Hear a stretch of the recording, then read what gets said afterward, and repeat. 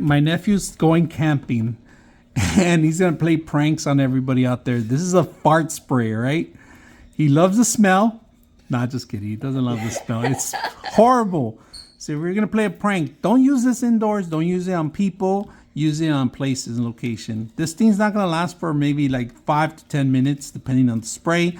Be careful. It's very, very strong, very powerful. Keep it away from young kids, all right? And don't overdo it in the wrong places. Make sure you do it outdoors, not indoors, and not on clothing and not on people. So very simple fart spray. And when you get it, I'm gonna show you how it looks like, all right? Without spraying it. I can smell it already. All right. It comes with a cap. If you guys can see that. Remove the plastic, the interior, and you can even take a whiff of it. Oh man, just by itself, it smells. So do not drink it. Do not do anything. Just spray it like this.